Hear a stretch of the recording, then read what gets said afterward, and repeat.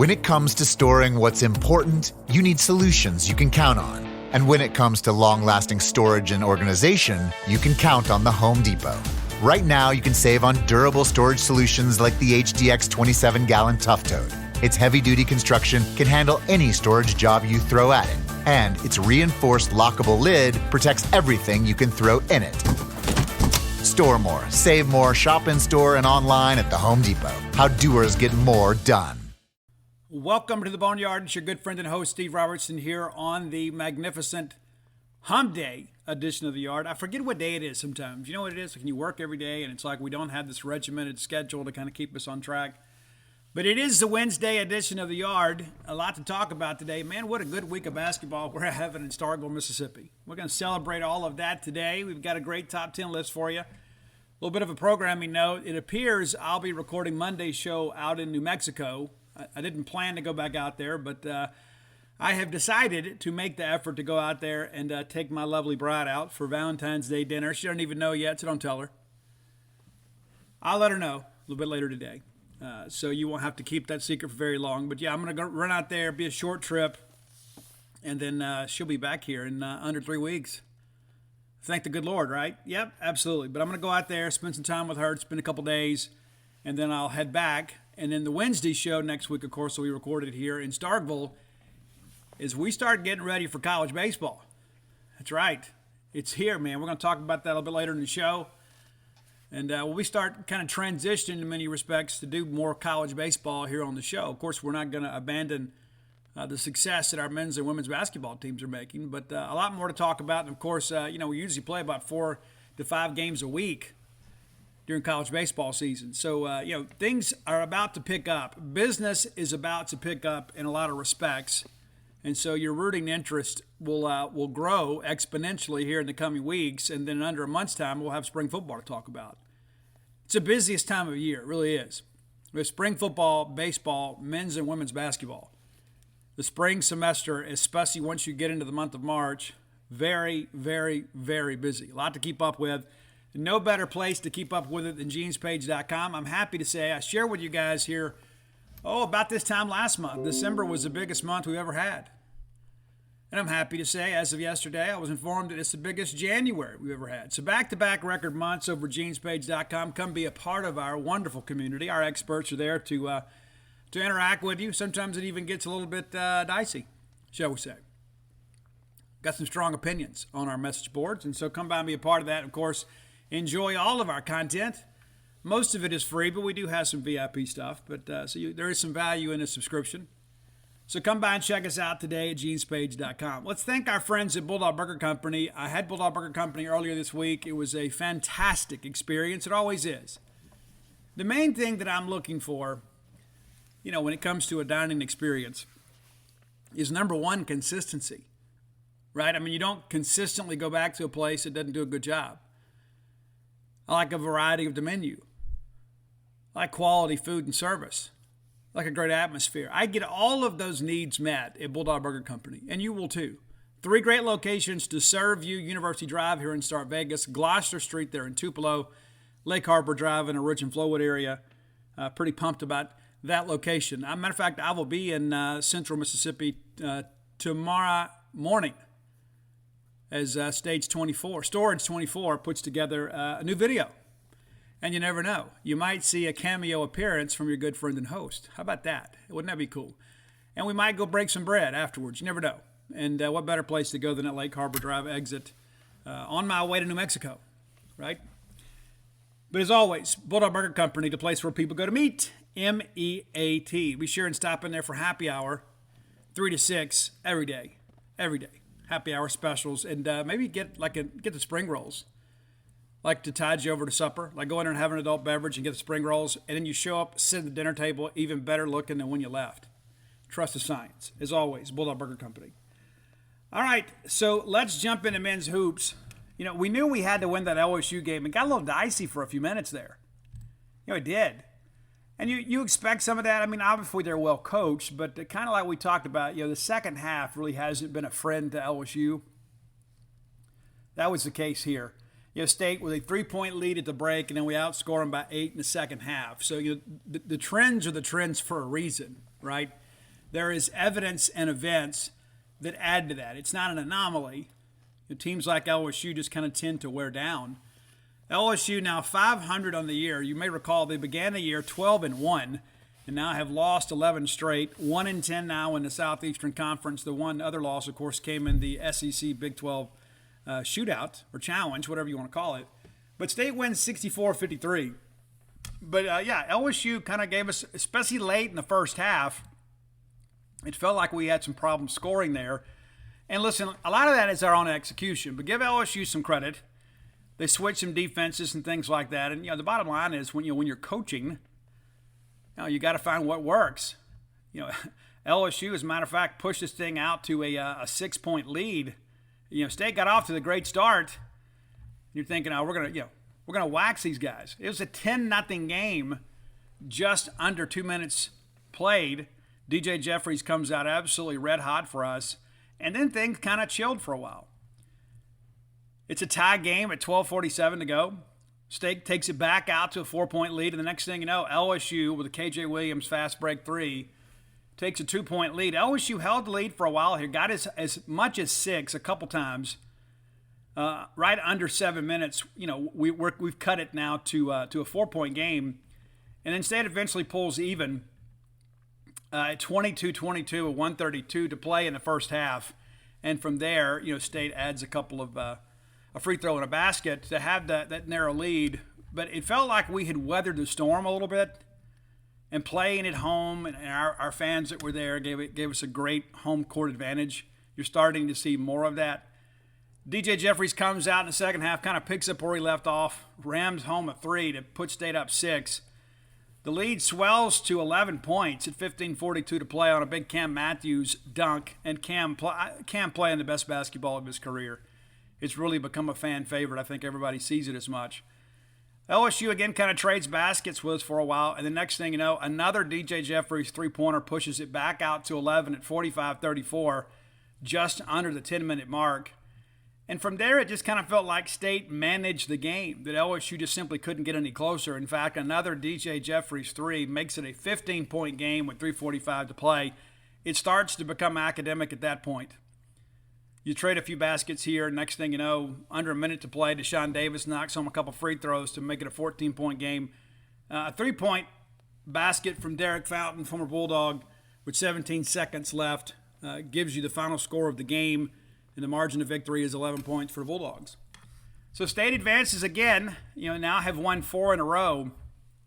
And, again, it's kind of playing out how many of us expected. We get in the back half of this schedule. We start getting some games at home. We start winning. State now 16-8 overall and 4-7 in the league. And you start thinking, okay, what's next for us?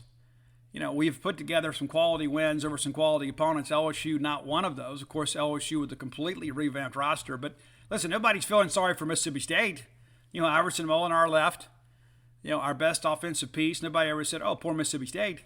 The Bulldogs now 4 in a row. Of course, they went over TCU at South Carolina. We beat Missouri at home. We get LSU at home, take care of them. And now we get ready to go on the road to play in one of the most difficult venues in all of college basketball. It's Bud Walton Arena. Arkansas is 11-1 at home this year. The Razorback fans do turn out. They do support this team. They do believe in men's basketball. Had a couple really good years under Musselman. And so this is a good team. It's a quality team, but they're 17-7 overall, but now 6-5 in the league. So in SEC play, they've kind of come back to earth a little bit. But they had the big summer tour, and they had a couple of exhibitions. They open up with a win over North Dakota State. They take care of Fordham, then South Dakota State, Louisville. That was out at the Maui Invitational. So they open up 4-0, and then they lose to Creighton. Creighton's a quality team. A 3-point game, and at that time, Creighton was ranked in the top 10. The final game at the Maui Gym Invitational out at Lahaina, Hawaii, was a 78-74 win over San Diego State. A quality experience for them. You go out there and you win a couple ball games, you feel good. You come back home, take care of Troy, San Jose State, UNC Greensboro. Then you get Oklahoma, the Crimson and Cardinal Classic, and you take care of those guys by 10. So, you put together, a nice little winning streak here. Then you add to it by taking out Bradley and UNC Asheville. And then they lose in Baton Rouge in the SEC opener to LSU. The lone SEC win for the Tigers, a 60-57 win, and that was a big deal. LSU was playing well at the time. Arkansas was playing well at the time. We start thinking, wait, maybe LSU was a lot better than we expected. They bounce back at home, take care of Missouri by 6. They go to Auburn, lose down there by 13. And then Alabama gets them 84-69 in Fayetteville. And then they lose at Vanderbilt and then at Missouri. So a 4-game losing streak in conference play, and they open up losing 5 of the first 6. They go beat Ole Miss by 10, and they get some revenge over LSU and win that game by 20, and then lose at Baylor in the SEC Big 12 Challenge, 67-64. They take care of A&M by 11. That was a big win. That was at home. They travel to South Carolina and take them down by 2, and then they win in Rupp Arena by 15. And anytime that you win in Lexington, it's a big deal. It's kind of like winning in Tuscaloosa in football. It really is. Because you don't just have to beat them in the atmosphere, the tradition. You got to beat officiating. And I don't care what anybody says or does. It's kind of like that big South Panola streak, right? It's true. Like, you don't want to be the official that makes some, controversial call that changes the trajectory of things. It's just human nature. People get on a roll with a team. The crowd gets all excited. All of a sudden, they start forcing some shots up, getting some contact, and turning into three-point plays. You got to be able to combat that. So a huge win at Kentucky, but it has been a fairly mediocre SEC schedule so far for them. We need to find a way to win that game. You can have 2 teams playing with a lot of confidence get together tomorrow. And that's a 5 p.m. tip on ESPNU. 5 p.m. tip, ESPNU. If you're in the Northwest Arkansas area wearing maroon, I encourage you to go. Check out that ball game. We could use some Bulldogs in the building. Of course, you'll be up in the rafters, of Bud Walton Arena. I've had some people that have gone and said, hey, it looks great on TV, not so much in person. Yeah, we'll see. But I know it's a great place. It's a great place for college basketball. It is a great place, if you're just a fan of the game. But the reality of it is we're going to have to bring our best effort to go out there. Hey, Bulldog friends, our friends from Indeed are back, and they are absolutely better than ever. Indeed is the hiring platform where you can attract, interview, and hire candidates all in one place. Your time is valuable. Don't waste multiple hours on multiple job sites looking for candidates with the right skills when you can do it all with Indeed. Find the top talent with Indeed's suite of powerful hiring tools like the Indeed Instant Match option, their assessments, and virtual interviews. You hate waiting? Indeed's U.S. data shows over 80% of Indeed employers find quality candidates whose resume on Indeed matches their job description exactly the moment they sponsor a job. How cool is that? The best thing about Indeed, too, is, listen, these are names you know. These are people that you can trust. They know that you're trying to grow your own business. You got to make every dollar count. That's why with Indeed, you only pay for quality applications that match your must-have job requirements. Indeed knows hiring needs to be cost-effective when you're running your own business, and many of you are. Put Indeed to work for you today. Visit Indeed.com/boneyard to start hiring now. Just go to Indeed.com/boneyard. Terms and conditions may apply. Cost per application. Pricing not available for everyone. You need to hire. You need Indeed. Simple as that. When it comes to storing what's important, you need solutions you can count on. And when it comes to long-lasting storage and organization, you can count on the Home Depot. Right now, you can save on durable storage solutions like the HDX 27-gallon Tough Tote. Its heavy-duty construction can handle any storage job you throw at it. And its reinforced lockable lid protects everything you can throw in it. Store more, save more, shop in store and online at the Home Depot. How doers get more done. Win that ball game. All right, Ricky Council IV leading the Razorbacks with a 17.1 scoring average. He has started 23 of 24 games, but he has appeared in every game this year. Not sure why he sat when he did, but has nearly 100 points more than the next highest scorer, who is Anthony Black, who has started all 24 games, averaging 12.8 points per game and pulling down 5.3 rebounds, which is second on the team.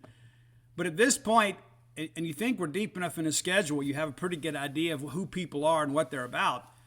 But the Razorbacks have 5 players averaging double figures.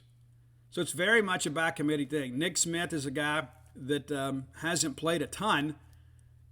Played in 5 games, but he's averaging 12.8 points a game. Trevon Brazile averaging 11.8. And then Devontae Davis, 11.2. But you got some guys out here that are doing some good things. And obviously, a couple of those guys are reserves that don't play, a ton of minutes. Trevon Brazile hasn't started a game yet. It's got 106 points. So they're getting good bench play. They're getting good production from the starters on the offensive end. But when you start working through this thing and you start thinking about, what's at stake for Mississippi State, this is a big game for both teams. So it will be a very, very intense game. There's no question about it. As a team, they're shooting 70% from the free throw line, allowing 69%. Of course, there is no free throw defense. But the reality of it is they're not giving up a lot. I guess they're averaging. They're scoring from the free throw line. What the 31 points. I don't know what the difference is here. 31 points. 31 points more at the free throw line. So they're not a team that's necessarily going to kill you at the line.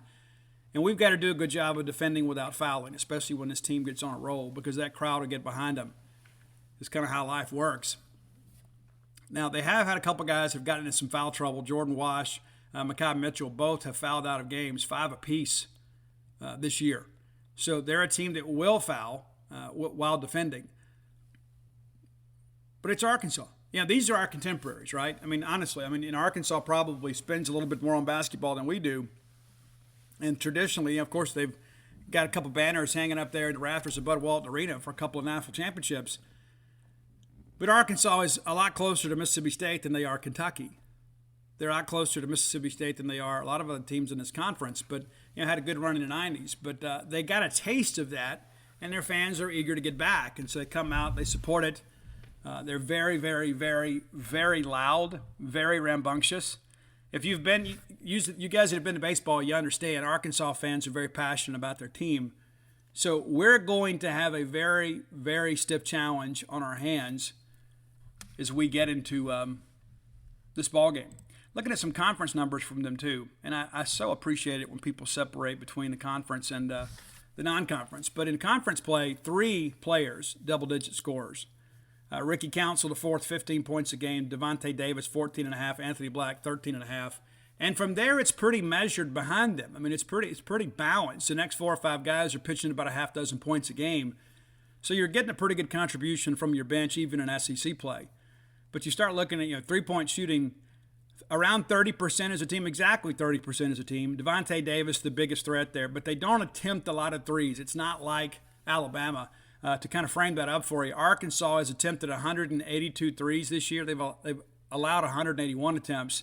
As a matter of fact, their opponents are out shooting them from beyond the arc. So perimeter defense may be a bit of a challenge, but we're not a team that especially stresses you beyond the arc. Are averaging 71.1 points a game, allowing 69.4. So you kind of get why these games are so competitive. Arkansas just hasn't been able to get a lot of separation. They just kind of grind you out. And again, an incredible home court advantage there. So we're probably going to have to be about 8 to 10 points better than them to pull this thing out. We're entering the game with a lot of confidence. They're entering the game with a lot of confidence, as you would expect. Anytime you win at Kentucky, you feel pretty good about yourself, even though it's not a great Kentucky team this year. And if you followed the Twitter account, Message Board Geniuses, which I do, I think it's hilarious. They have the Kentucky message boards featured regularly, as they bash on Cal. But, you lose by 15 points. In your Kentucky, in your home arena, to an Arkansas team that is in the top half of the league, but they're not Tennessee. They're not Alabama, right?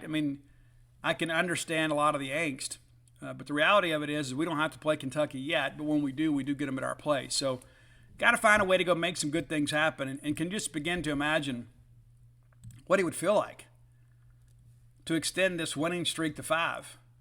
Because if you that's the thing, is you start thinking about, what's next, for the Bulldogs. And we reviewed the schedule, it seems, every show. But, you come back home next Wednesday against Kentucky, a very vulnerable Kentucky team, very talented Kentucky team. They've got some pieces. And if you don't bring your best effort, they're capable of embarrassing you. They are. But if you could find a way to get that game against Arkansas, can you imagine how difficult it will be to get tickets for Wednesday's game? So I'm going to encourage you to do that. And then next Saturday, we travel to Ole Miss. We always talk about these 3-game segments. My honest opinion is, even though Arkansas is just 6-5 in the league, I think the game at Arkansas is probably more difficult than Kentucky. I think if you get this game against Arkansas, you got a chance here to put together a nice little streak or continue a nice little streak. I think you could extend this thing. I think you feel. Anytime you got to go to Oxford, it's a rivalry game. It doesn't matter what the records are. It's become cliche, but especially after beating them and Kermit Davis coaching for his job, we all know it. It's going to be a tough ball game. So you're going to have 3 consecutive games with a lot of energy in the atmosphere on the road at Arkansas. Back here, be a tremendous experience here at the Humphrey Coliseum on Wednesday. But you start putting a segment together and you start thinking, hey, can we get 2 of the next 3? Well, if you do get 2 of the next 3, and it's more difficult, I guess, than the last 3, all of a sudden that makes you 6-8 in the conference. 6-8 with just a little bit of time left to play. And, of course, you got that big road trip to Missouri. We know what they're capable of, even though we won that ball game. And it'll be a different Tiger team when we go up there. It will be.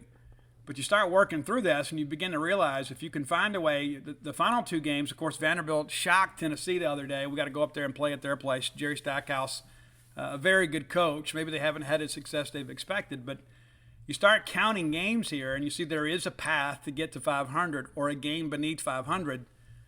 You could make life a whole lot easier on you if you can handle these next couple ball games. Of course, A&M's playing well too, and the good thing is that game is here. But the reality of it is most of our difficult games, with the exception of Arkansas, will be played at Humphrey Coliseum. And there are no easy games in this league, as Tennessee can attest after Vanderbilt hits the big shot. I still don't understand, and I don't know, maybe somebody on the bench was hollering, Tennessee has a chance to basically get a wide-open layup to go up by 4 with, 10 seconds left or 20 seconds left. They elect to run clock. They don't convert, and it sets up a game-time situation. If you lay that ball up and in, it's a 4-point game. For all intents and purposes, the game is over. And again, I'm sure there was somebody on the bench hollering clock, clock, clock, so the kid pulls it out. But somebody somewhere made a bad decision. They absolutely did. And you got to think, well, we've got the ball with the lead. They got to foul us, and didn't work out quite the way they expected. So pretty incredible win for Vanderbilt. So again, there's nobody on this schedule that you can afford to just kind of mail it in and then expect to get a win. South Carolina comes here for senior night. That may be the one game you look at and say, okay, that's what we probably got, right? South Carolina not playing well. It's a home game. But, again, if you don't bring your good effort in this league, you end up on SportsCenter for the wrong reasons. But, again, very, very happy with the performance. And, again, Tolu Smith has really played well. There were times early in the stretch here in the conference play, we all were kind of like, you know what, it's just not working out. Well, give Tolu and the staff a lot of credit here, because they've got him playing well. We're getting our scholarship money out of Tolu. Let's take a quick look inside our numbers. We hadn't done that in a while either. But Tolu now averaging 14.7 points a game, the only double-digit scorer on the Bulldog roster at this point. DJ's got 9.2, Shaquille with 9, Deshaun Davis 7.9, Cam Matthews just under 7 points a game. So we're kind of doing it with Tolu and then by committee. 3-point shooting still pretty abysmal. Right at 28%. We're allowing just over 30%. Our opponents have made 175 threes. We've made 137. And in some of these games, as tightly contested as they are, that's made the difference. Just imagine how much better we'd be if we had one good perimeter shooter. Just one. How much would life change? How much would it open the floor up for Tolu, right? There's a lot to that. So some of this is personnel. It's not just coaching. It's not just execution, because sometimes you're asking people to do things they can't do.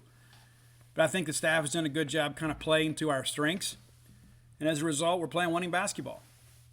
So 4 in a row. And if you saw that coming 2 weeks ago, you've won Bulldog basketball bingo, because I don't think most people did. Of course, we knew those games were winnable. The TCU game, to me, is the biggest outlier of the bunch. It's a very, very good team.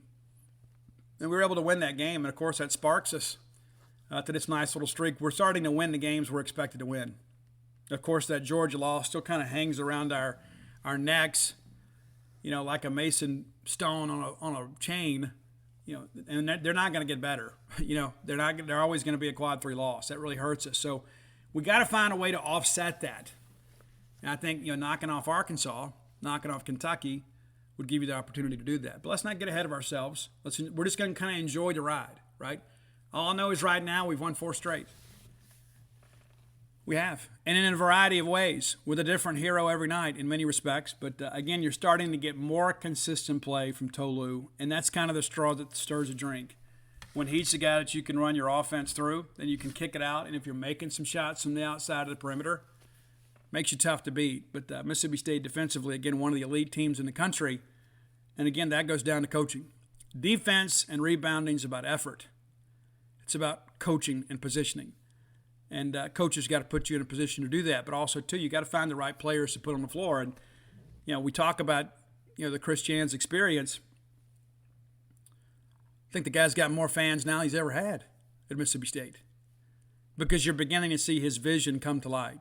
And so I'm not going to get all technical and talk about certain things that we do. I mean, the bottom line is this. We just want to win. I mean, how many games last year did we have?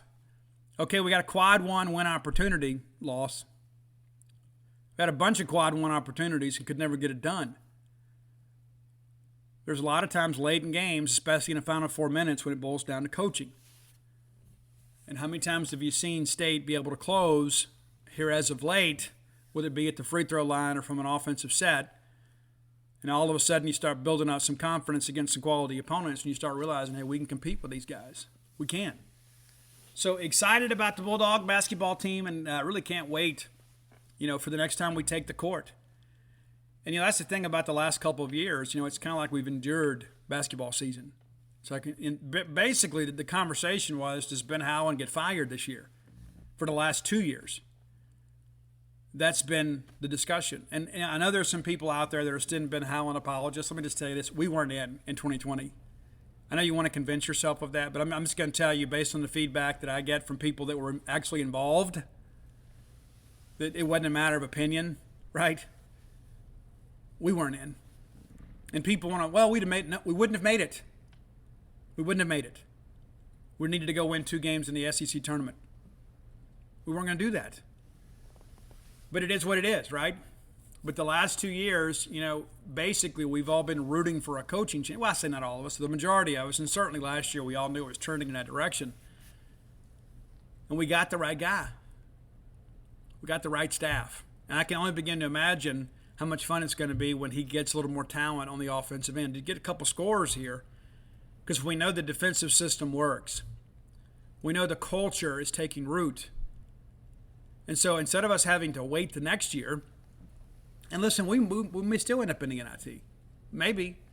But we're building towards something. And there's still some games to play. We can certainly play our way into the tournament. We absolutely can. But the fact that we're on the bubble at this point in the season after that dreadful start to SEC play says a lot about this team and about our coaches. And it really bodes well for the future. It's exciting to think about what's in store for the future at Mississippi State. And again, I go back to all this last year. I remember thinking when people like, hey, the last 2 are McMahon and Jans.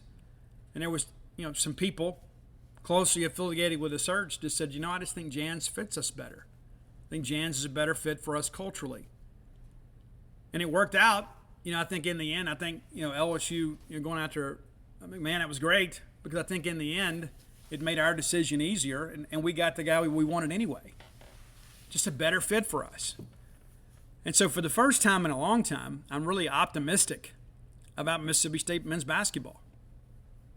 And I think you should be as well. If you're on the fence now, it's just because you're holding yourself back with personal reluctance. It's not because of any evidence you've seen on the court. Because this team appears to be getting better and better and better each time out. And if you can find a way to get that game in Bud Walton Arena, it really sends a warning shot to the rest of the Southeastern Conference. You really don't want to play Mississippi State. You don't. You think John Calipari is excited to get back to Starkville? With the team that he has and the way that we're playing right now, you would have wanted to play us early, right? When we were reeling a little bit, trying to find a sense of ourselves. Can you imagine the focus that Mississippi State will get from Kentucky in the days leading up to that game? It's going to be exciting. You're going to want to be a part of it. I encourage you, if you hadn't bought tickets yet, to buy it. Let's make the Hump a sellout environment. When Kentucky comes in, we have a real chance to win that game. And how many times have we gotten close and the refs bailed them out, or the moment was too big for us? I go back to Jamont Gordon hitting that big three in the SEC tournament several years ago. And even in that game, it felt like the officials were trying to give the game to Kentucky. So you could be the difference.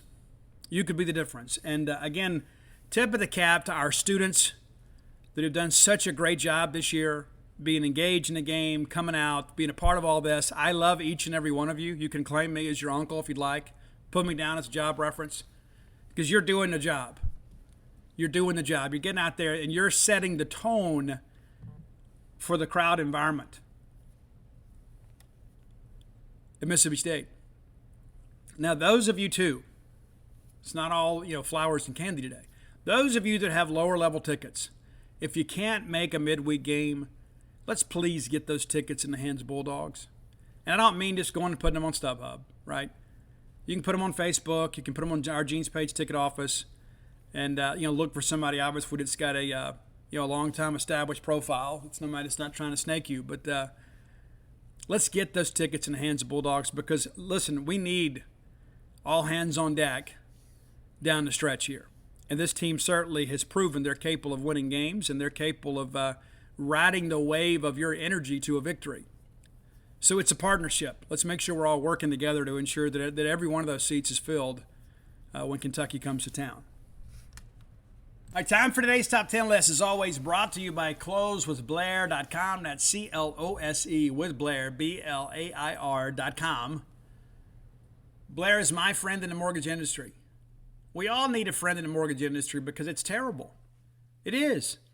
There's so many things they want. I mean, these underwriters sometimes that feel like they want to make you jump through hoops and ask you for like a note from your second grade teacher or like your kid's first haircut. I mean, it's like there's so many things they ask for it just doesn't appear to be relevant.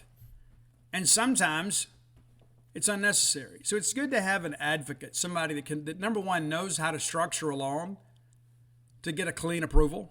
But when there are issues, a guy that can go be your advocate and fight for you and say, hey, look, we don't need this, or we can provide this, or whatever. There are a lot of people that want your business. Blair Chandler's willing to prove it. He's going to pay for your appraisal. Just mention to him you heard about him on the Boneyard. He's going to pay for your appraisal, about a $500 value. A lot of people are looking for, the dream of home ownership. Maybe it's eluded them in the past. Maybe you've been turned down before and you think, I don't want to get emotionally invested in this, Steve, and get my hopes up again. I tell you what, give Blair a chance. This is a guy that specializes in hard cases. He's seen it all and done it all in 21 years of experience. And if he can't get you approved, he can put you on a pathway to get you there next time. But by and large, you're going to get your loan closed. Give him a call or text today at 601-500-2344. Again, that's 601-500-2344. That's closewithblair.com. Okay. I think we've got a problem with the top 10 list. Because I did Rage Against the Machine last week. I had already done Rage Against the Machine. I can't prove it, but I did it. And I don't know maybe if that was in the infancy of all this, and maybe it didn't make its way to Spotify, so we did it again. And it's never, you can never talk about Rage too many times. So I had somebody hit me up and said, hey, Steve, can you do the Little River Band? I know that I've done Little River Band. So I hit Roy up, and Roy's like, we hadn't done them. So Gordon Griffin was the guy that was putting the list together before Roy was, and Roy says, I don't have it. And so I know we've done a Little River Band, but we're going to do them again today. Now, here's a cool thing, a little bit of trivia about the Little River Band that maybe a couple of things you probably don't know. Number one, even though they sound like a Southern rock band, they're an extremely Southern rock band because they're from Australia. Did you know that? Yeah. Matter of fact, I guess the bass player was in a band called Zoot. You know who the lead singer of Zoot was? Isn't that fun to say? Say it with me. Zoot? Rick Springfield. Yeah. Pretty cool. But the Little River Band, despite the fact they were from Australia, their first name was Mississippi. How about that? That little bit of trivia that we're able to dig out courtesy of Al Gore's internet, right? I didn't know that until today. I've been listening to the Little River Band my whole life. I never knew that they were originally called Mississippi. And why would a band from Australia pick the name Mississippi? Well, they did. Had a couple of hits. Had a number one hit as the band called Mississippi. They did a cover song called Daddy Cool that went to number one on the Australian rock charts. How about that? If nothing else today, you learned something pretty interesting, right? All right, so here we go. Top 10 list, and there are about 20 songs that I could make a case for. And I don't know if the Little River Band's really gotten its just due. They're in the Australian Rock and Roll Hall of Fame. They're not in ours, and maybe they shouldn't be. There's a lot of people in the Rock and Roll Hall of Fame that shouldn't be. And so I could make a case Little River Band's accomplished a whole lot more.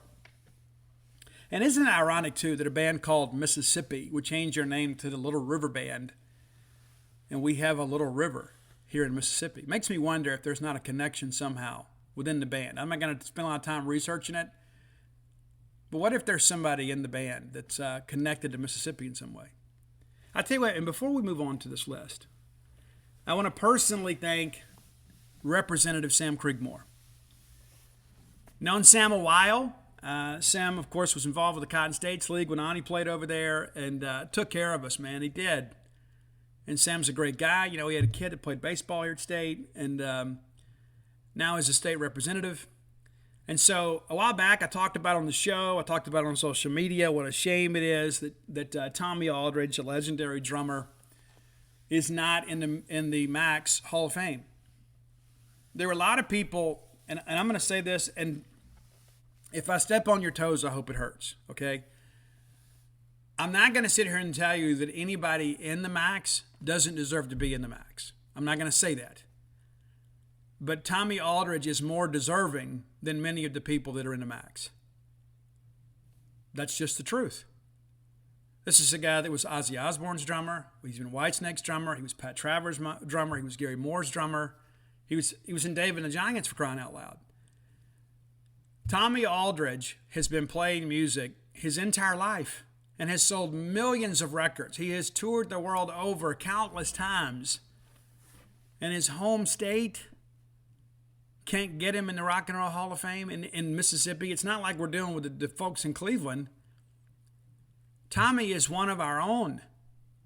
There's not enough rock musicians in the Max anyway. And listen, we're the home of the blues, right? We're going to celebrate the Delta Blues as we should, because that is really the genesis and birthplace of America's music. But we're going to ignore Tommy Aldridge, a guy that really is a blues player, right? David Coverdale from Whitesnake, a blues singer. Okay, this is kind of the evolution of the blues, that we've just amplified it, right? But Tommy Aldridge is a legend, and everybody that you talk to in the music industry, and I have a lot of friends in the music industry, they'll tell you, Tommy Aldridge is a prince of a man, and he deserves to be in the Max. And I'm not going to let this thing go. I'm going to continue to do this. And when I first started talking about that, Sam Creekmore said, hey, what if we did this? Would this help? What if we had a resolution, a House resolution, commending Tommy Aldridge for his amazing career? I said, Sam, can we do that? He goes, we absolutely can. And lo and behold, yesterday, they voted and the measure passed. And so now the Mississippi legislature has issued this resolution. And so if we can do that, if we can enact a resolution, can't we get him in the Max? And listen, I know when all this first started, I had a couple people contact me that were all uncomfortable and like, Steve, you don't understand. You're right, I didn't understand. But what I can understand is how we can pick and choose these other people that are very talented. But we're going to overlook Tommy Aldridge? Oh, well, Tommy's on our list. Okay, Tommy should be at the top of the list. There are some obvious names that have to go in first, right? But Tommy Aldridge has laid down the backbeat of rock and roll, man. Of rock and roll. He is a drummer's drummer. Wayne Stokely, that plays for Lillian Axe, tells me that everybody wants to grow up and be Tommy Aldridge. Not just as a musician, but as a person. From Pearl, Mississippi, man. Rankin County. It doesn't get more Mississippi than that. Get Tommy Aldridge in the Max. I'm not going to shut up about it. I'm not. And again, I'm very grateful for Sam to champion this cause. Let me tell you something. Sam owed me nothing. Sam has given me more than I ever could, right? And Sam owed Tommy Aldridge nothing. There's not like Tommy called him and asked him or somebody else. And I didn't even ask Sam to do this. It was of Sam's own volition. He goes, you know what? Hey, let's do this. And it's a wonderful thing. And you say, well, Steve, it's just a piece of paper. Well, anytime it's your state government gives you a pat on the back and commends you for your contributions in your field of study or your work, that's a big thing. And it shows that we're grateful, that we're proud of Tommy Aldridge, and we're grateful that he is a Mississippian. And again, there are people that are on these committees and things like that, and I suspect many of them have no clue who Tommy Aldridge is. And so I'm going to keep beating the drum. I'm going to keep the pressure on people, not in a mean-spirited way by any stretch of the imagination. That's not how, I guess I can't say that's not how I'm built, because I am. I'm just not choosing to exercise those muscles right now because I don't think that gets us anywhere. I think getting adversarial doesn't help. But and maybe there's some things I've said today that kind of come across that way. But the reality of it is Tommy Aldridge is the truth, one of the greatest rock drummers of all time and certainly of this generation. And he needs to be recognized. All right, back to the Little River Band. All right, here are your top 10 Little River Band songs in my estimation, my opinion. And it changes, too, because I know this wasn't the exact order. And there was a while there I used to keep all this stuff. And then my wife got upset. Your office is a mess. Yeah, you're right. So I keep them all kind of in a handy notebook, and when I'm done with the notebook, I throw it away. What's so funny about that is I had somebody a while back, I had made that comment about how I have a little notebook. I said, wait, can I have it? Why would you want it? Well, I just think it'd be neat to have it. All those top 10 lists. I'm like, let me know. Stay in touch with me, and next time that I run out of a notebook, I'll sign it and send it to you. How about that? Cool. All right, so here we go. Top 10 Little River Band songs. Number 10, It's a Long Way There. Great acoustic intro to the song. And there are a couple of versions. They've got the radio edit version. They've got the album version. It's incredible. It's basically a journey, man. It is. And I love those songs when I get out on the road and you put them on, and it's like, some songs are just kind of 3 minutes, two mundane verses and an explosive chorus. But a song like It's a Long Way There, it's just a ride, man. The whole thing from start to finish, it's a journey. Number 9, and this is a song that probably is important to all of us in some respects of our life. It's Help Is on the Way. You're in crisis. And listen, we've all been there. I talk about this stuff all the time. I have one guy that routinely messages me and says, hey, Steve, enough with the false platitudes. Well, they're not false. I genuinely care about all of you.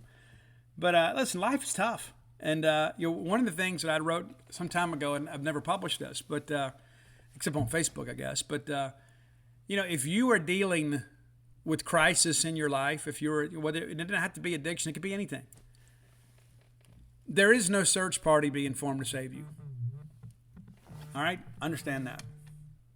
All right, number 8 on our list, probably one of the biggest hits. And I do love this song, but there are so many others that I love more. But it's Lonesome Loser. Have you heard about the Lonesome Loser? Beaten by the Queen of Hearts every time, right? You know that. We all know that guy, right? Great tune, and again, a very, very successful song on American radio. Number 7, I love the funky bass line on this one because it is more like a slap bass technique, but the harmony on this song, and that's really what Little River Band is known for, are these great radio rock type songs, these incredible harmonies, but it's Happy Anniversary. Happy Anniversary, baby, got you on my mind. We're apart on the anniversary, but great tune for sure. Number 6, it's Reminiscing. I love this song too. It's one of those songs, too, that kind of takes you back a little bit. I mean, it kind of stands for reason. It's a song called Reminiscing Wood. But it kind of encapsulates the human experience. I mean, you kind of look back over your life and you're thinking about the good times, and hopefully you've got some good times to come. I think a lot of that is a self-fulfilling prophecy. I think there are two kinds of people in the world, those that expect to make it and those that don't. The funny thing is they're both right. But I think when you look at your life and you think about the good times. And I hope that's really the focus. That's not to say you don't learn anything from the downtime, but the focus should be on the mountain rather than the valley. Number 5, an amazing love song. An amazing love song. It's Lady. Not the Styx version, which is great too. But Lady from Little River Band is a great song. Absolutely is. It's not all about healthy relationships, though. Number 4 is Man on Your Mind. And again, incredible harmonies on this. And I like the kind of the add-in vocal fill-ins they add on the chorus and as they repeat it later in the song. It's basically, you're in a relationship and your loving interest is somewhat conflicted. And so the alpha dog kind of comes up a little bit here too. Number 3, it's Take It Easy on Me. And this, to me, I think if I had to sell somebody on the Little River Band, this might be the first song that I played them. We've all been there too. It's all up to you, but whatever you do, take it easy on me. Again, it's kind of like the end of a relationship, or there's a relationship in conflict, and maybe the guy is not the antagonist in this scenario. And that's kind of how it comes off. It's like, I want to make this thing work, but if you don't, I'll move on. I get it, but take it easy on me. Number 2, I could make a case for this being number 1. I don't like to end the top 10 list on a ballad, but this is an incredible masterpiece of a song, and it's Cool Change. Time for a cool change. It's like you go through all this stuff in your life, and it talks about how, the one thing in my life that I'm missing is the time that I spend alone. And he talks about sailing and kind of being out there by himself, and we all need that, in this generation of self-care. And so much of that, we talk about. It's amazing to me. I read this yesterday. I don't know who wrote it, but it's like there's so much focus on self-care. Why are people so incredibly stressed then? You know what I mean? It's like there's all this, well, I've got to take care of me, and there's all this selfish pursuit, and it's me and me and me and me and me and me and me and me time. Well, if that's what we're valuing, why is everybody so stressed? The thing that I have learned, and again, this is, kind of in conflict with the message of cool change, but the greatest happiness in my life is not self-care. It's the care of others. I've been very blessed in many respects, and if I have it to give, I give. And I get a gift from that too. The gift of giving, whether it be financially or of your heart or of your emotional energy, of your time, giving to others is the key to happiness. It's not me. It's others. Giving to others. That's not to say that you don't need some time to yourself, because you can't pour from an empty cup, right? I mean, you have to take some time to kind of refill the tank a little bit. But I am not a proponent of this selfish movement that we've had in recent years, where we have become so self-centered and everything is focused on us. It's like there's just so much of that doesn't go along with human nature. I mean, think about when Hurricane Katrina hit the Gulf Coast, and people forget that it actually hit the Mississippi Gulf Coast. New Orleans obviously was a complete war zone for a while. But the hurricane hit the Mississippi Gulf Coast. And I remember Haley Barbour, after he had taken his helicopter tour down there, said it looks like a bomb went off, like we had like a nuclear attack or something. There were a lot of people that really struggled. But the beauty in all of that is how everybody kind of came together. They came together and said, we've got the trees moved from our road. Let's get the chainsaws and trucks and let's go help our neighbors. And that's really what Mississippi is based on. They don't call us the hospitality state for nothing. And the thing that I've always said is you find out who really loves you when you need them the most, right? And especially when it's people that maybe that's all they have to give. Maybe they can't come pay your rent, but they can come clear your driveway. And they expect nothing in return, And we talk about paying it forward. When those kind of things happen, you want to do it. It makes me a better person. Like if somebody does something kind for me, and it's always unsolicited, I feel not just a sense of obligation, but a sense of motivation to go help somebody else. I mean, how many times have you seen those things on like Dateline NBC where like they will pay the toll for somebody behind them, and then the person behind them, rather than just driving off, they'll pay for the person behind them. I mean, and a lot of times it's young people, right? Well, I'd already allocated this couple bucks to pay for this. So they did that for me. Okay, let me just pay it back. And like I see the little thing on the reels and the TikToks, like it's okay. I'll give you $20, or you can pay it forward, and I'll give the next person $40. And it's amazing to me how so many people will say, I tell you what, no, I'm good. Give it to somebody else. And there was one time that one of the videos, it was this college student, and she was at some shopping center, and come to find out, she had taken her last $20 to go buy groceries because she wasn't going to have anything to eat. And so she spent her last $20. Didn't even have money to put gas in her car. Like, she was having to take public transportation. She was broke as the 10 Commandments. And it ended up getting to her, and I think it was $120. Can you imagine?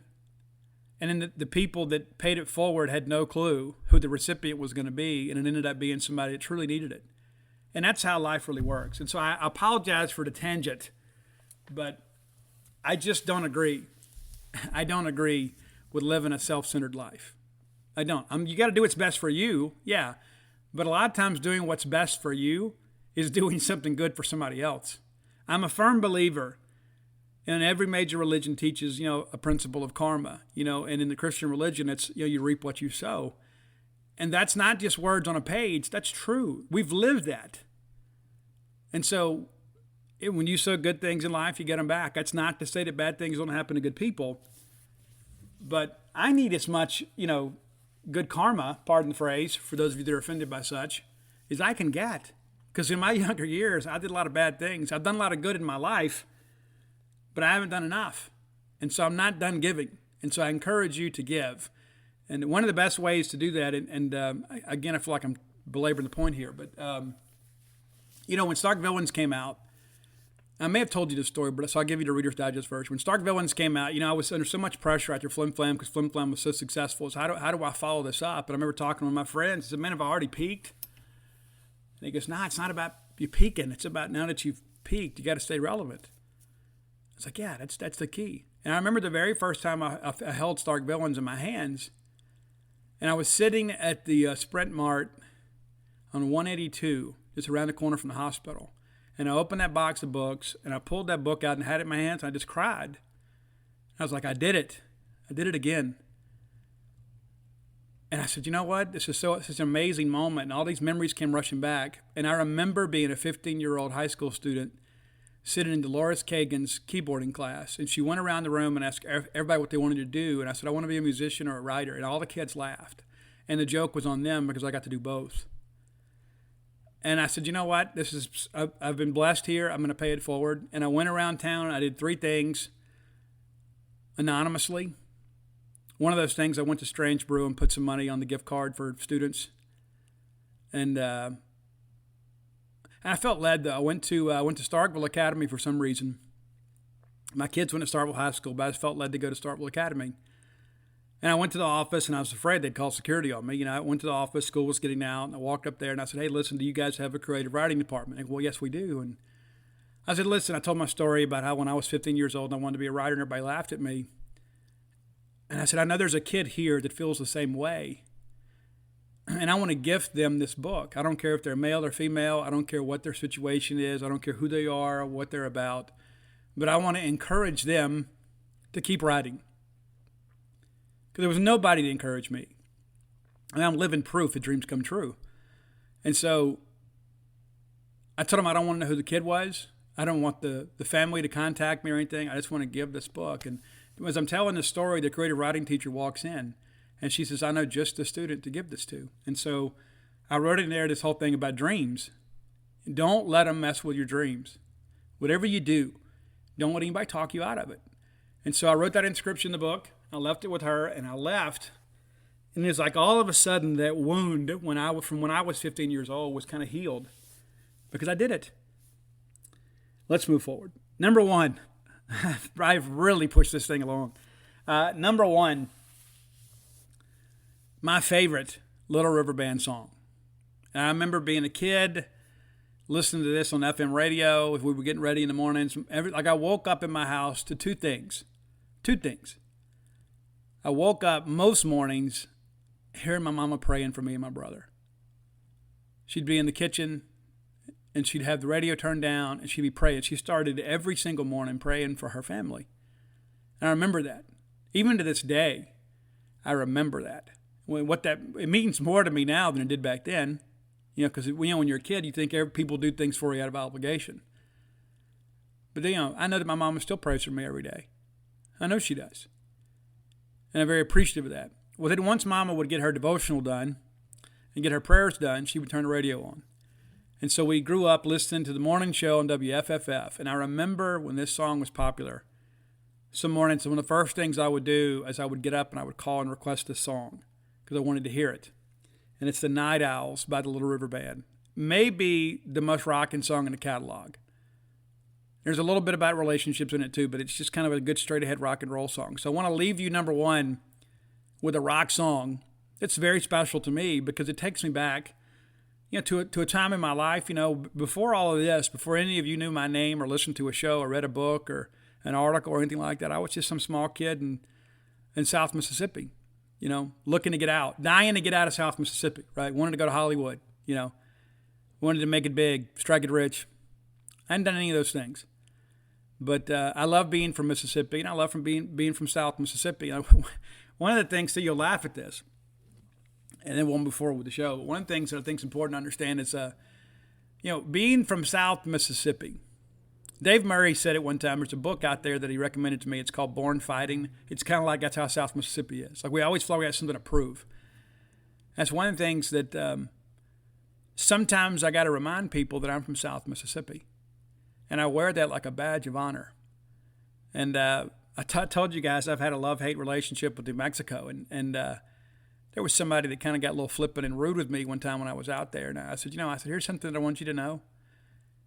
And maybe this point of reference doesn't mean anything to you, but I'm from South Mississippi. Don't you ever forget that. Ever. You might want to do a little research. Don't ever forget that. You grow up in South Mississippi, you know about values. You know about honor, you know about family, you know about friendship, you know about community, but you also don't let people walk all over you. That's how it is. Not to say that there aren't other parts of the country like that, but when you're from South Mississippi, you do not tolerate disrespect. You absolutely don't do it. And maybe that's a blessing and a curse. But sometimes,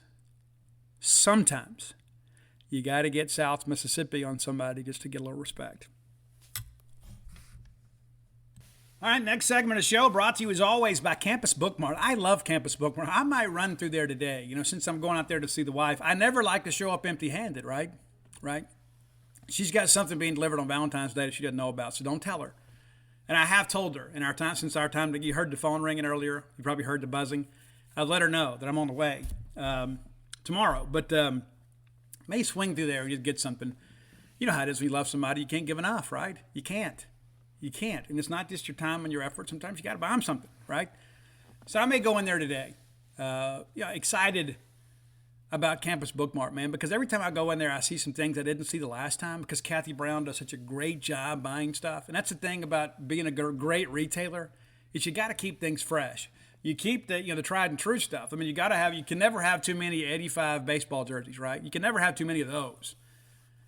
But last night I'm FaceTiming with my wife and she's wearing some pajamas that I bought her at Campus Bookmart, and diamonds are a girl's best friend. My girl prefers baseball diamonds. So you never know, make her get her an M over S shirt, right? Or a sweatshirt, or a hoodie, whatever. There's so much of that to choose from. And there's so many people in your life that are going to be headed to Dudy Noble Field here in the next couple of weeks. And what better way to show them that you love them than maybe getting them some new Mississippi State baseball apparel from Campus Bookmart. They have a new shipment of the Mike Leach shirts, too. They have the crop necks and crew necks, and the hoodies, even some sweatshirts. You can order all that at campusbookmart.net. And by being a loyal Boneyard listener, we'll give you a phrase that pays, and that is BSR, which stands for Beautiful Steve Robertson.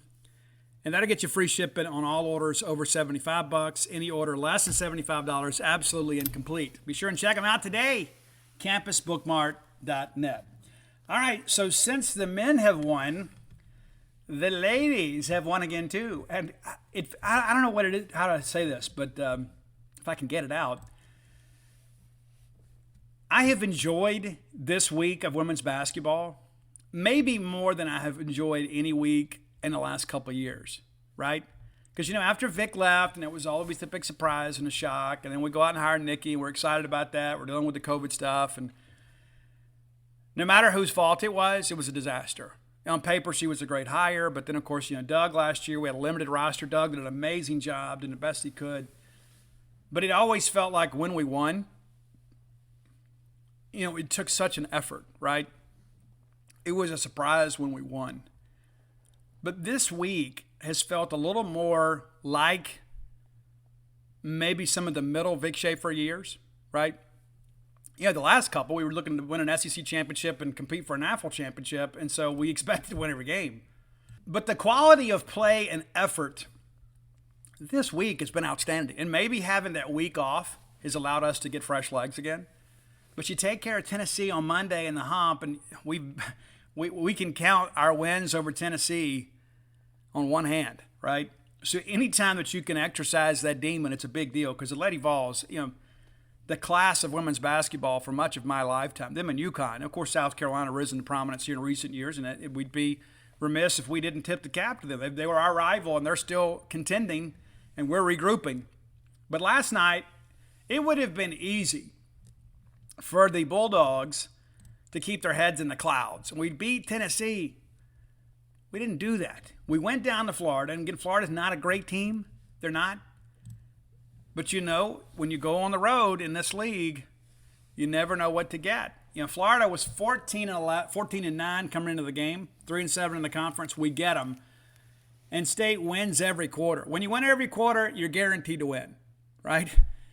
20-15 after one, 31-20 after two at the break, and then 17-12 third quarter, and then 25-24 in the fourth quarter. And at that point, midway through that fourth quarter, the benches kind of began to empty. The game was over. And it's a good road win. Listen, this is not a great Florida team, but I don't care who you are or where you're from. When you got to go on the road in this league, in any sport, and you get a win, you feel good about life. Now, State's 17-7 overall and 6-5 in the league. Jerkalia Jordan with 20 points last night. Alana Smith has a dozen. Azane Johnson has 11 off the bench. Jessica Carter, again, people are determined to take her away from us. 29 minutes of action. Thankfully, she didn't get a lot of foul trouble this time, but it's just 8 points and 3 rebounds. And so I think what we have done, and you're seeing better guard play, it's almost like we're using Jessica Carter as a bit of a decoy, right? With people are going to double her, and sometimes we've run the offense through her, like we'll dump it down to her, and then she'll kick it out. But we're getting a lot of play at the rim. A lot of it's Jerkalia Jordan, too. And Anastasia Hayes didn't have a big night last night, but we're doing a good job driving to the basket. And I think when you look at the numbers last night, 34 points in the paint. Okay, Jessica Carter had 8, right? And so those came in the paint, right? The rest of those are basically just drives to the hoop, getting to the rim, forcing the action. And then, of course, if they pivot over, we can drop it down to Jessica. But it's nice to know that we can win a game on the road in impressive fashion without Jessica Carter having to carry much of the load. But, free throw shooting last night, just 4 of 6. We only got to the line 6 times despite the fact that we're driving to the rim. And we're finishing. 9 of 18 from beyond the arc. That'll work. Jerkalia Jordan, 4 for 4 from beyond the arc, 8 of 10 from the floor. That'll play. Getting some really good production out of her, also 9 rebounds. State out-rebounded Florida 46-31, and usually when you're plus 15, you're going to win. Did a good job in perimeter defense. Florida, 24 three-point attempts. They make just 6. We can live with that. As a team, Florida shot 32%. State shot 47%. So all the measurables, work in our favor here. So really, really good win for the Bulldogs. Again, not a great team. We expected to win that game. But that's one of the things that happens. When you go on the road, especially a team like Florida, even though they have not been great in recent years, they're going to have athletes. You may not know this, but with last night's win, Mississippi State now takes a lead in the all-time series against the University of Florida. Did you know that? Yeah, 27 wins for the Bulldogs, 26 losses. Last night broke the tie. And there was a stretch there where we had won 8 in a row against them from 15 to 21. Of course, that's the Vic Schaefer years. But 11-13 all-time in Gainesville. It's a little bit of a surprise there. It is. But pretty impressive game just because of the fact that it's really more about the intangibles, right? An immature team might have gone down there and gone through the motions and come home with a loss, and then that would have negated like all of the good favor that you've gained from beating Tennessee. All right, so our third game of the week, we're playing 3 in 7 days, and we talked about we needed to get 2 of these 3. Now we got a great chance to get all 3. Texas A&M comes in on Sunday. That's a 2 p.m. tip. That's the Think Pink game. So if you're thinking about wearing pink, wear it.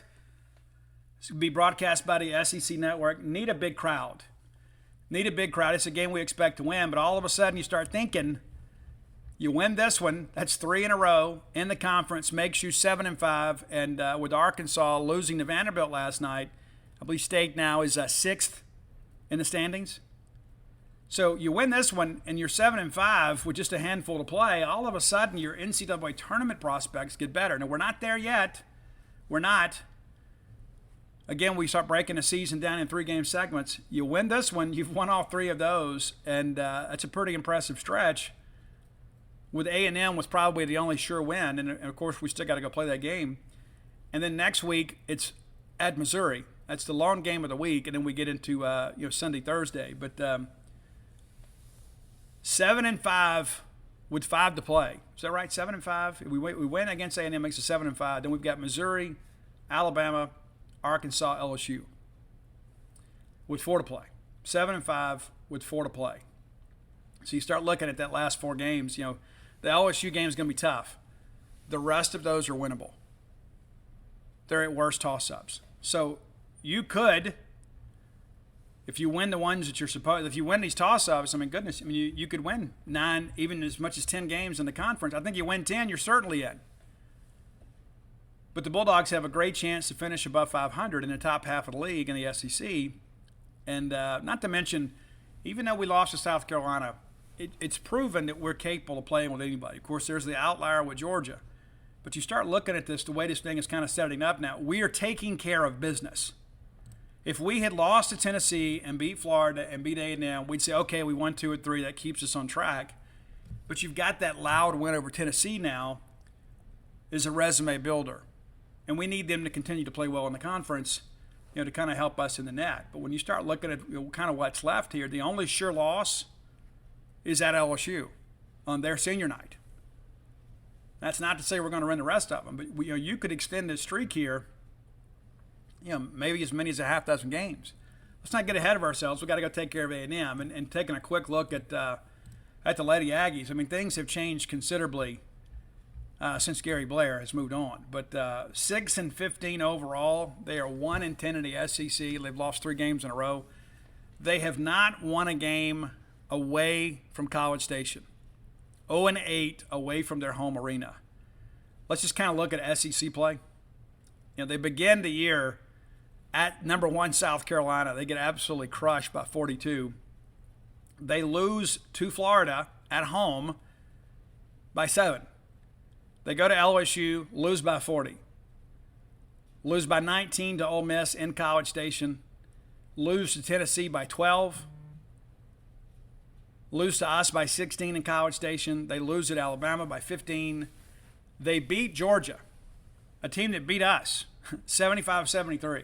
And again, both of the losses to Georgia on the men's and women's side are just absolute blemishes on our resume. They go to Vanderbilt, lose by 9. They lose by 7 to Florida. So they have been more competitive as of late. They gave LSU all they wanted and then some on Sunday. They lose by 6. So, every game, the last 4 games, has been decided by single digits. So they're a better team than they were when we played them back on January 15th, which is something that I'm sure that Sam Purcell will point out to our ladies. We got to win this game, though. No ifs, ands, or buts. You call it a must-win game because it is. We can ill afford to take a loss of this measure. Got to win the game. Happy for Sam, happy for our ladies, and so grateful for all of our fans that have turned out. So we need a big crowd because this is going to be, you're going to see them on Sunday. You can see them the next Sunday. Then you only got one more chance to see them at Humphrey Coliseum the rest of the year. That's it. Just 3 more times the rest of the year. Of course, senior night will be that, senior day will actually be the Sunday, and then we'll play one more home game. It's Greek night on Thursday, February 23rd. So all you Greeks, you need to come out there and be loud for the Lady Bulldogs. But again, we expected the ladies to be in the tournament. We still can be. We hope the men could be in the tournament. We still can be. Still feel pretty safe that we'll be in the NIT and playing postseason basketball. But how could we be disappointed at this point? Both first-year coaches doing a good job and getting better here in the month of February when it matters most. Playing well down the stretch, improving game to game. Again, you can't judge anybody by their best or worst game. Both losses of Georgia are terrible, but the loss on the women's side of Georgia is just absolutely inexplicable. But when you start looking at the pecking order in the SEC and you start thinking with the women, there are a lot of teams around us that are going to beat each other up. We just got to take care of each other and let the traffic clear around us. And because the hierarchy is pretty much established, right? South Carolina and LSU both undefeated on the season and, of course, within the league. It's amazing. I mean, it really is to see the job that Kim Mulkey's done down there. And, that's the thing, I guess, Don Staley's like it's a different villain every year. It's like Vic Schaefer leaves and all of a sudden Kim Mulkey arrives, right? And Tennessee's gotten a lot better, right? So you look at that's the top three teams. Of course, State's beat them. Ole Miss beaten us twice. And then there's Alabama and Mississippi State. So we are in sole possession there of sixth place at 6-5. A game ahead of Arkansas, a game ahead of Georgia, 2 games ahead of Missouri, who will play. And so you start, working through all this, and you start thinking, okay, we've got a chance here to ensure that we finish in the top half of the league. And when you consider the fact that, A&M comes in this weekend, A&M, of course, the last place team in the league, you absolutely have to win that game. There's no recovery from that, right? You simply can't. We can ill afford to drop that ball game. And I feel confident we'll win the game. I feel really good about our prospects there, and I think you guys do too. But you know how it is this time of year. I mean, Vanderbilt probably thought, or Tennessee thought that they were going to have any trouble with Vanderbilt on the men's side, and then they get this embarrassing loss that you just can't ride with. You just can't. But again, looking at kind of what's left for us, Missouri is behind us in the standings. Alabama just ahead of us in the standings. And it's been a much better year for Alabama. Arkansas just behind us in the standings. So we're going to have a chance here after A&M to play 3 teams that are on equal footing as us. And you've got to get at least 2 of those 3. You have to get at least 2 of those 3. And again, you take A&M, you get 2 of the next 3. Life is opening up for you. Because if you beat A&M to go 7-5, win 2 of the next 3, that gives you 9. You drop 1 and then lose that LSU game, you're 9-7. You had a winning record in the best conference in America. You're in the tournament, I believe, at 9-7 because you'd have 20 wins overall and then 9 wins in the conference. I don't know how they keep you out. I really don't. I think it works out well for us. And I think deep down they want us in the tournament. They know you guys are going to go to games. They won't be here, but we'll have an opportunity to continue to build. And the thing that I say, and I know many of you say, well, Steve, you're a John Cohen friend, and I am. John made some hiring decisions that didn't work out. But on his way out the door, did a really good job for us. And I think lost in translation sometimes too is, the Zach Arnett was still at Mississippi State because your former athletic director, John Cohen, had him sign an agreement, negotiated a deal that had a huge buyout. Remember LSU wanted him, couldn't get him. There were some other schools that wanted to pursue him, just wouldn't pay to buy out for a DC. So he was here because of the steps we took administratively. And so when we have this tragedy, and in many respects, I think Zach was kind of the de facto coach in waiting. So your head football coach is a guy that not only did we fight to keep, we ensured that he was under contract that made it easier for us to keep him. And then he hires Chris Jans and Sam Purcell. And I think, again, a relatively small sample size, but I think we would all agree that we're laying a pretty good foundation for the future. And so my hope is when you look now at this in hindsight, so you know what? I may not have always agreed with John Cohen. I didn't agree with him hiring Nikki McCray-Penson, which I still will defend on paper, was an amazing hire. And one of the things that John had told me too, he said he would never hire another coach that he couldn't watch him practice. That's like interesting. And there's a couple coaches that he never got a chance to see him practice. Other ones he did, and he goes, you know what? He goes, that's the lifeblood of it. You got to know how these people facilitate a practice. You know, and Joe Moorhead, again, was a great hire on paper, was named by some as the top offensive coordinator and top assistant coach in the country when we hired him. And I still think that his value system mirrored ours. I think Joe was just a guy that maybe wasn't quite ready for the job. Maybe. I think Joe was maybe a little bit too much of a player's coach. But the reality of it is like, yeah, maybe the first time through, John made some hires that didn't pan out. But I think on his way out the door, he made some moves that I think have put us in a much better position athletically, and I think Zach Selman can build upon that. All right, final segment of the show brought to you by Portico. You know, Portico is the place that I'll tell you, if you're moving to Starkville, look no further than Portico. You can give yourself a self-guided tour, turn off 82 on a 12, take the first right. It's Pat Station Road. You pass that road a million times on your way to campus, right? You go through the four-way stoppers, Portico on the right-hand side. You can start with a 2-bedroom, 2-bath home, go all the way up to a 4-bedroom, 4-bath home, and really get anything in between. They'll give you the custom build. Reach out to our friend Brooks Bryan, 601-416-8075. Again, that's 601-416-8075. Portico, so conveniently located in Mississippi State, is 1.1 miles away from all things Bulldog. How cool would that be, right? To be that close to campus, but far enough away that you get the convenience, but also a little bit of privacy. If I was moving to Starkville now, I'd move to Portico. I'd love to be that close to campus. Might just buy a golf cart, drive, right? But the reality of it is that many of you are considering either having a place here or making this your primary residence. We'd love for you to be our neighbor. Phase 1's completely sold out. Phase 2 under development now. You can kind of go ahead and buy a house that's nearing completion, or you can pick out a lot and build it the way you want it. But again, give Brooks a call today at 601-416-8075. Make Portico your next move. I'm sure you have seen or heard that the SEC coaches poll came out yesterday, and Mississippi State picked dead last in the West. I don't like seeing that, because it's like, oh, is this a harbinger of things to come, right? The reality of it is that you got to take all this with a grain of salt. Anybody can make a list, even though their list at times has a little more levity to it because they're coaches, they know the players. But let's run through it right here. Beginning with the East, they have Missouri, the least vote getter in the conference, 19. And you got to wonder how many years Beecher's going to stay there. 19, so they're 7th. Nick Mingione, Kentucky, 6th. Georgia, 5th. South Carolina, 4th.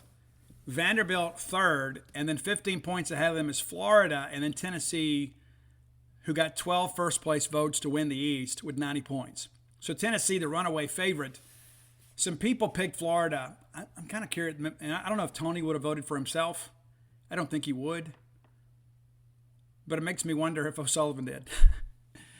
But anyway, that's how it's predicted. And I really can't argue. I do think Kentucky can make this thing interesting. And not for the challenge of the crown, but I do think Kentucky is on par with Georgia and South Carolina. I think Georgia is going to take a bit of a step back this year. They were a veteran team last year. I mean, Georgia should never be in the bottom half of this league, but they often are. But Scott Strickland always has pitchers. Always has pitchers. But I think Nick and those guys, I think Nick is probably coaching for his job this year. And I hate that. But I think Kentucky could actually finish 4th in the league this year. I think they could. And again, you got to break down a schedule and kind of look at it. But, they have to play Tennessee, Florida, and Vanderbilt every year. They also get the benefit of playing Missouri. So you got to take care of Missouri, and you got to take care of Georgia and South Carolina. If you're Nick, you need to win all 3 of those series and avoid getting swept. Anytime that you can pick up a win here or there. Remember the big win they had over Tennessee last year? That was huge. And that was when Tennessee kind of started faltering a little bit, right? Okay, on the west side, of course, Mississippi State picked last, but it's not a runaway deal. We're right there with Alabama and Auburn.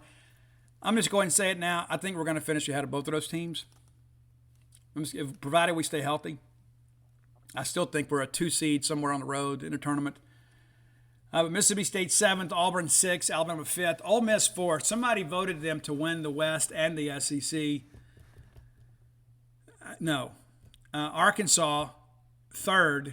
And Arkansas is probably the team that's most intriguing to me because I love Dave Van Horn's style of play. I love how hard-nosed he is. I love the fact that Dave is always attacking. Every at-bat is a battle. They never give you anything. And we talk about, teams taking on the personality of their coach. And listen, Dave's a little prickly. Don't get me wrong. But the reality of it is, Dave Van Horn wins baseball games. That's the reality of life. Big news yesterday, though, is Jackson Wiggins from Arkansas lost for the year. So I suspect if we voted now, Arkansas is probably not picked third in the West. And maybe you put Ole Miss ahead of them. But anybody that loses a frontline starter on the weekend, you're taking a step back. I mean, you're going to need some guys to step up. It's not mean they're not going to be a good team, but when you lose Jackson Wiggins, who was an absolute stud, he's one of the top 100 players in the draft, that's huge. So now everybody moves up a spot. We went through this last year, right? But I think Arkansas as a team, I could see them finishing anywhere from third to sixth in this league. I think they're one of those teams, when you look at what they lost last year, it's going to be difficult to replace a lot of that. It is. And I have a tremendous amount of respect for Arkansas baseball. And some of their fans at times are like, oh, well, Steve hates us. I hate losing to those guys, but I respect them. And I respect that fan base for coming out and supporting college baseball. I'm an advocate for college baseball. And some people don't like that. You know what? Learn to live with it. But I think this Arkansas team, I think there is a lot of range for this team, especially in the wake of this Jackson Wiggins news. And A&M has picked second in the West. I don't agree with that. I think on paper you look at it and you say, you know what, they're bringing so many guys back. A&M made it to Omaha last year. Give Schlossnagle a lot of credit. But I never got the sense that they were a dominant team last year, which makes them a little bit scary at times on both sides of the ledger, right? It's like last year they always found a way to get the timely hit. They were a veteran team. I think Texas A&M is another team that could finish anywhere from second to sixth or even seventh.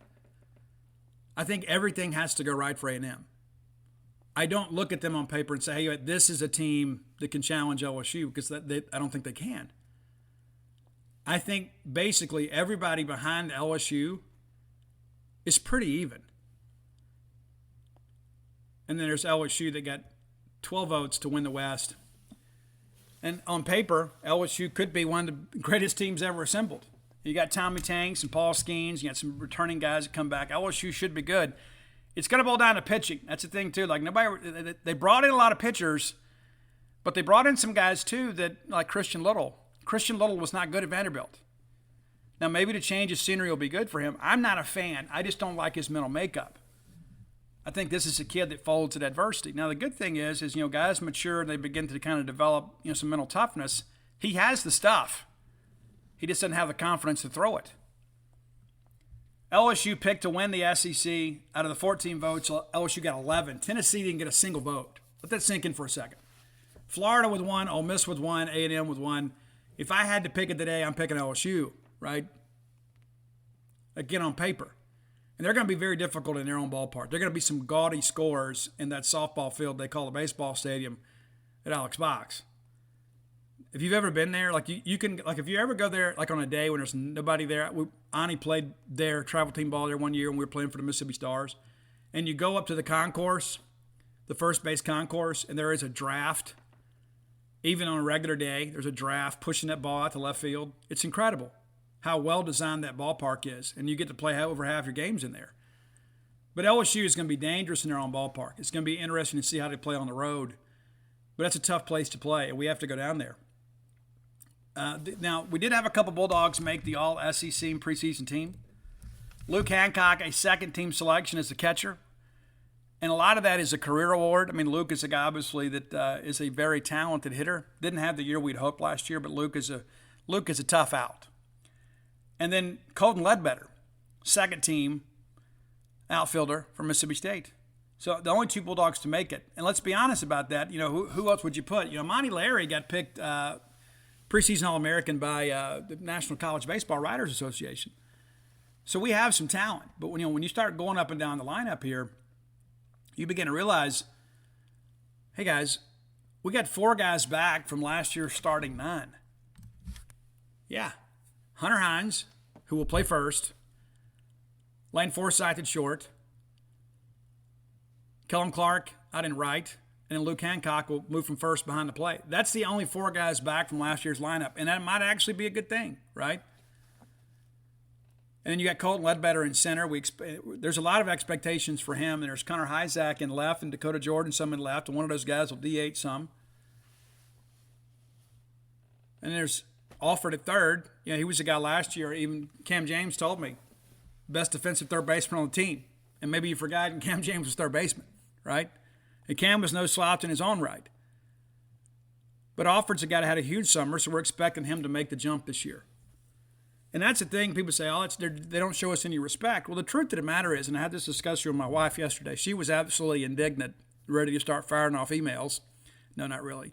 She was upset, though. They never give us any respect. I said, well, maybe actually they do. There are a lot of years that we get ranked on reputation. It's true. But I think if you look at how we ended the year last year, and you look at the fact that we still haven't settled the rotation, we're going to have 5 new names in the lineup regularly. There's a lot of question marks with this team. So is it fair to pick us last? Probably. Are we the 7th worst team in the West? Absolutely not. Anybody can make a list. And as I pointed out in an article yesterday, last year the SEC coaches picked Auburn and A&M 6th and 7th. Both of them ended up in Omaha. Tennessee, if I remember correctly, was picked 4th in the conference, ended up being the number 1 seed in the NCAA tournament. That's the thing about baseball. It's so much different than like football or even basketball because there are so many variables involved with putting a baseball team together. But there are a lot of question marks about this team. And listen, the SEC coaches are not coming to watch us play in the fall. They're not. They don't. And I don't think a lot of people realize what we have in Dakota Jordan and what we have in Ross Highfill and how great this class is, this great class. And then you go out and get a stopgap class. And I think LSU is probably the only transfer class you look at and say it's better than ours.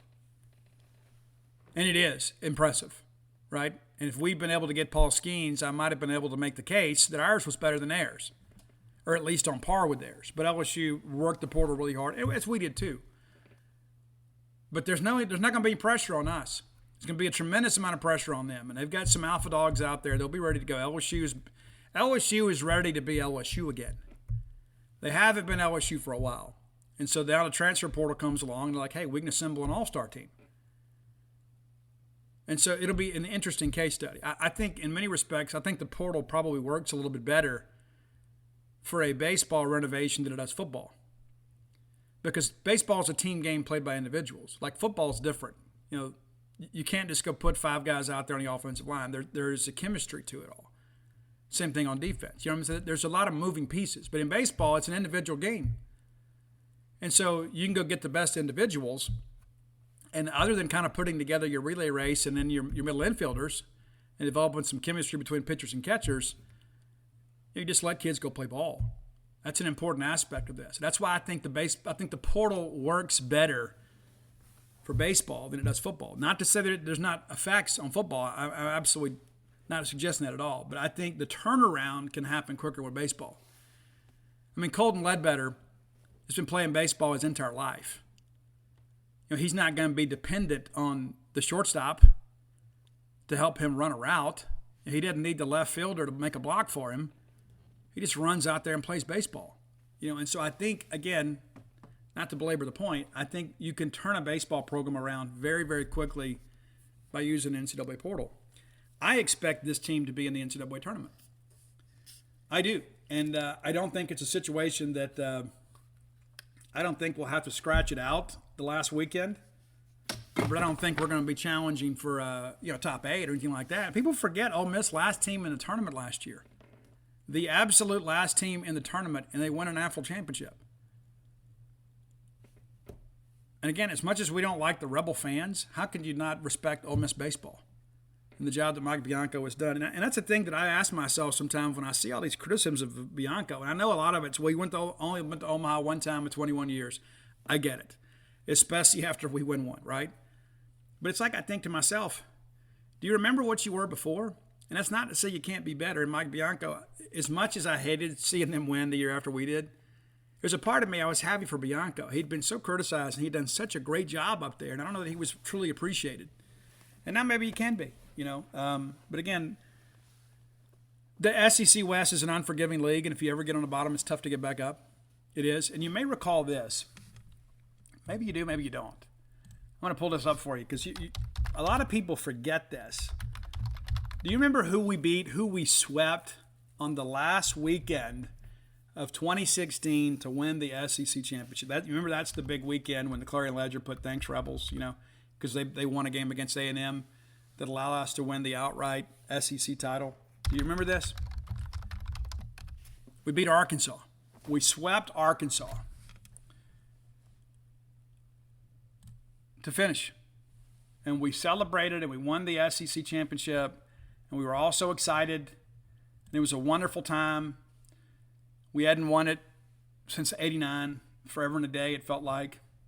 And the SEC championship is important. It is. It's not as important as the NCAA tournament, being a top 8,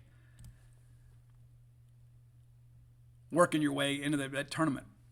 But a lot of people forget this, how bad Arkansas was that year.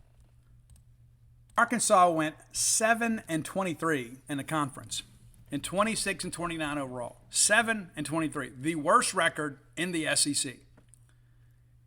They narrowly edged out Auburn, who was 8-22, and then Missouri and Tennessee were 9-21. It feels weird to mention that about Tennessee and Arkansas now.